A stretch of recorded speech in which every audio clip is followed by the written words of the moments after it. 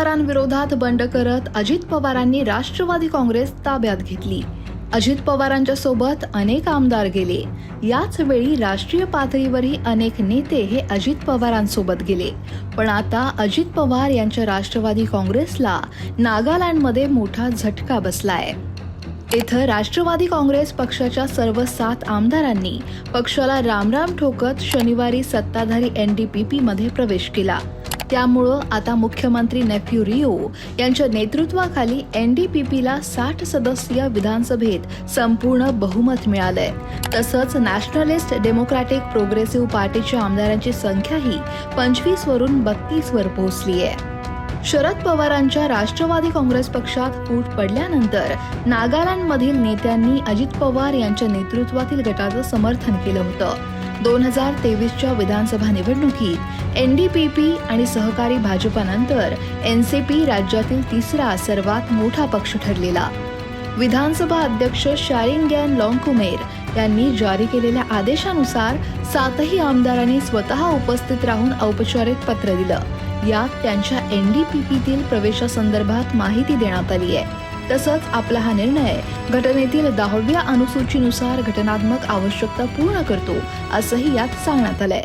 नागालँड विधानसभा सदस्य नियम 2019 नुसार सभापतींनी या आमदारांच्या विलीनीकरणाला मंजुरी दिली आहे। नागालँडमधील पक्षीय बलाबलाचा विचार करता NDPPचे 32, भाजपचे 12, NPPचे 5, LJP, नागा पीपल्स फ्रंट आणि RPI आठवले गटाचे प्रत्येकी 2 सदस्य तसंच जदयूचा 1 आणि अपक्ष 4 उमेदवार आहेत।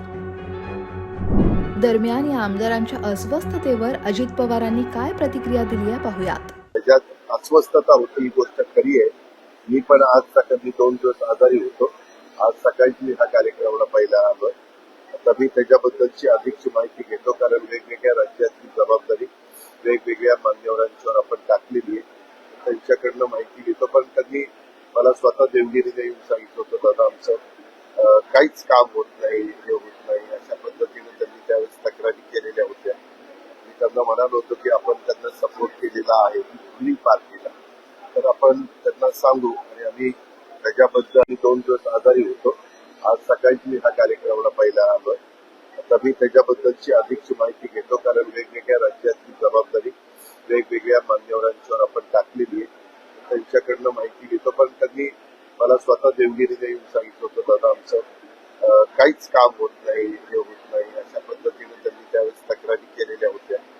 मी त्यांना म्हणालो होतो की आपण त्यांना सपोर्ट केलेला आहे कुठलीही पार्टीला, तर आपण त्यांना सांगू आणि आम्ही त्याच्याबद्दल आसामचे मुख्यमंत्री यांच्याशी पण माझं बोलणं चालू होतं, कारण आसामला लागूनच सगळा भाग आहे।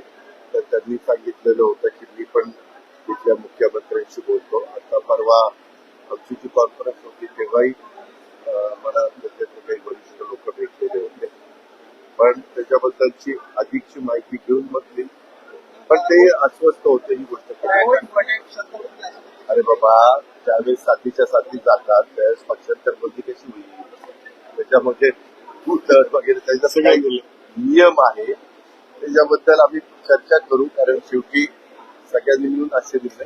कामं होत नसल्यानं आमदार अस्वस्थ होते असं अजित पवार सांगतायत। 7 आमदारांच्या जाण्यानं नागालँडमध्ये सध्या तरी विधिमंडळात राष्ट्रवादीचं अस्तित्वच राहिलेलं नाही। या संपूर्ण प्रकरणाविषयी तुम्हाला काय वाटतंय? कमेंट नक्की करा आणि लोकमत सबस्क्राईब करायला विसरू नका।